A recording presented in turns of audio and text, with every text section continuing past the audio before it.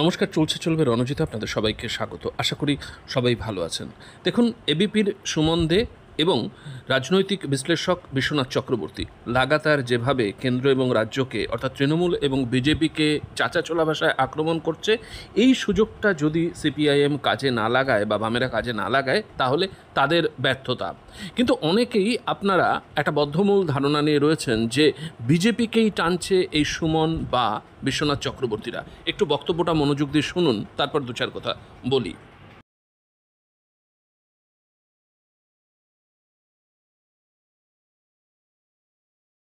দেখুন না, সরাসরি প্রশ্নটা তোলা যাক।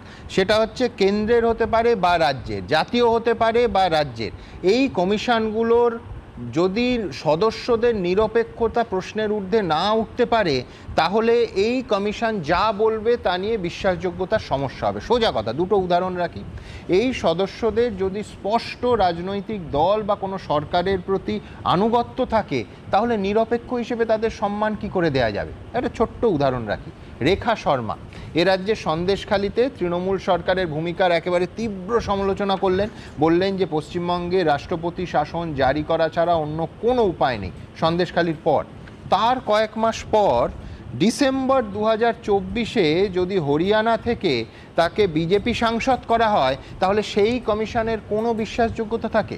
ভাবছেন এই রকম উদাহরণ কেন্দ্রের থেকে দিচ্ছি, রাজ্যের উদাহরণ একটার পর একটা রাখা যায়। ধরুন, প্রাক্তন বিচারপতি, সুপ্রিম কোর্টের প্রাক্তন বিচারপতি অশোক গঙ্গোপাধ্যায়কে কার্যত চাপ সৃষ্টি করে জোর করে যখন সরানো হলো, তারপর 35 মাস কোনো স্থায়ী চেয়ারম্যান রাজ্য মানবাধিকার কমিশনে ছিল না, যেন প্রাক্তন ডিজিকে মাথায় বসানো হয়েছিল। আমি বলছি, এই যদি কেন্দ্রের আর রাজ্যের এজেন্সিগুলোর, কমিশনগুলোর অবস্থা হয়, বিশ্বাসযোগ্যতা আসবে কোথা থেকে? সম্মানের জায়গাটা, নিরপেক্ষতার জায়গাটা তারা তৈরি করবেন কিভাবে? এই প্রশ্নের উত্তর আমার কাছে নেই, বিশ্বনাথদার কাছে আছে কিনা জানতে চাই। সুমনদা, গণতন্ত্রে ভীষণ গুরুত্বপূর্ণ এই ধরনের আধা সাংবিধানিক সংস্থাগুলোর, সেটা হিউম্যান রাইটস কমিশন হতে পারে, উইমেন কমিশন হতে পারে, শিশু সুরক্ষা কমিশন হতে পারে, কিন্তু দুর্ভাগ্যের যে এই কমিশনগুলো রাজনীতির দ্বারা পরিচালিত, কেন্দ্রের ক্ষেত্রেও এবং রাজ্যের ক্ষেত্রেও।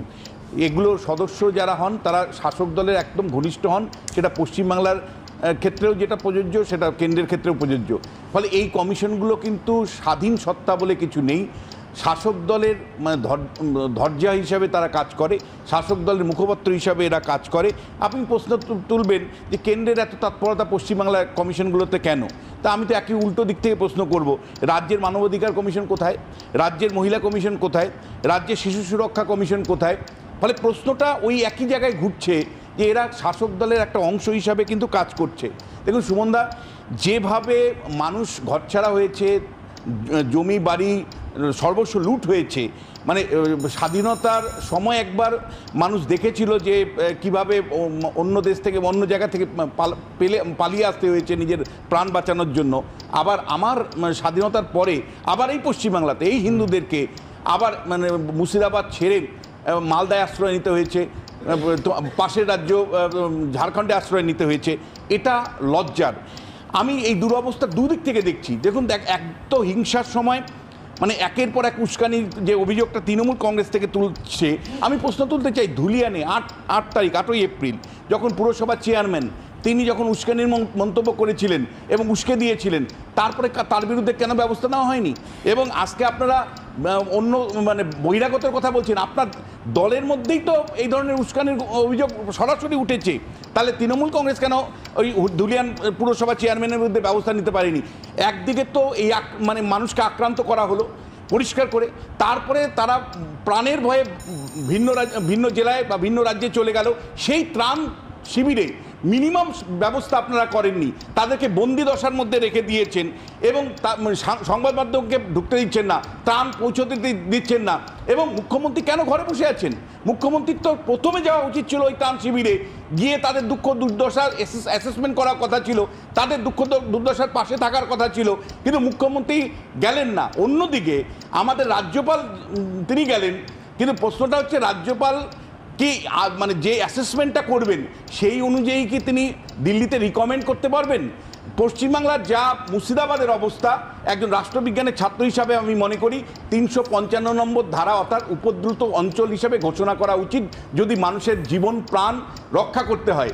কিন্তু রাজ্যপাল কি 355 নম্বর ধারার সুপারিশ করবে দিল্লিতে, নাকি আবার অন্য জায়গার মতন একটা পলিটিক্যাল অবস্থান তৈরি করে দেখা যাবে যে কেন্দ্র রাজ্যের একটা সহ অবস্থানমূলক তিনি প্রতিবেদন তৈরি করবেন?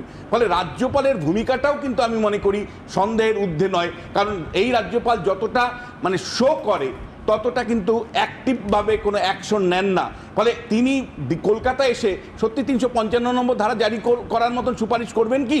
এই উপদ্রুত এলাকা ঘোষণা করার জন্য সুপারিশ করবেন কি? আমার তো মনে হয় মুর্শিদাবাদের যা পরিস্থিতি, মানুষের জীবন নিয়ে চিনিমিনি খেলা হচ্ছে, মানুষের সম্পত্তি নিয়ে চিনিমিনি খেলা হচ্ছে, তাতে 355 নম্বর জারি করার একটা উপযুক্ত পরিস্থিতি তৈরি হয়েছে। এখানে কিন্তু কেন্দ্র যদি হাত গুটিয়ে বসে থাকে তাহলে মানুষের যে প্রাণ যাবে এবং এই অশান্তির যে আরো বাড়তে থাকবে সেটা কিন্তু দিনের আলোর মতো পরিষ্কার। আমার একটা সহজ প্রশ্ন, এই রাজ্যপালের বিরুদ্ধে যে ভদ্রমহিলা যৌন হেনস্থার অভিযোগ করেছিলেন সেই সময় এই কমিশন কোথায় ছিল? আপনি কি করে বলছেন? আপনি কি করে বলছেন একজন মহিলা অভিযোগ করেছে? বিজেপি কি করে বলছে রাজ্যপাল বিজেপি নেতা?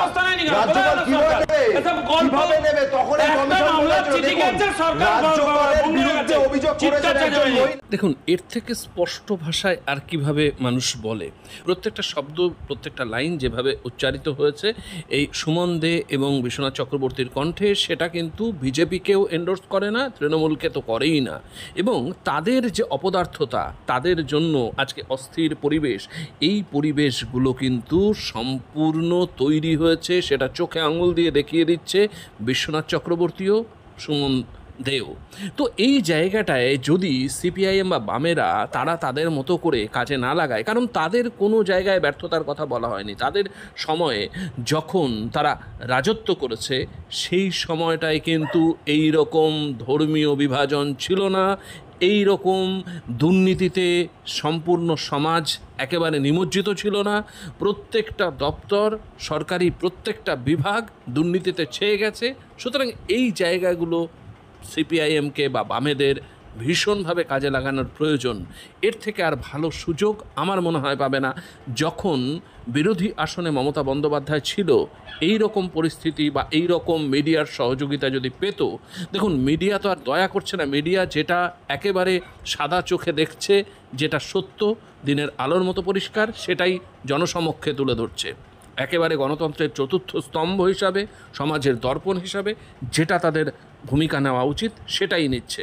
এখানে কোনো রকম কাউকে পক্ষপাতিত্ব না, একেবারে যেটা সরাসরি স্বতঃসিদ্ধ সেটাই সামনে নিয়ে আসছে। সুতরাং এখানে বলবো যে এবিপি আনন্দর ভূমিকা বা এই রাজনৈতিক বিশ্লেষকদের ভূমিকা একেবারে যথাযথ। আমরা এইরকম প্রতিবেদন আপনাদের জন্য বারে বারে তুলে আনবো। আপনাদের চোখ থাকুক, চলবে রণজিতের উপর। ধন্যবাদ।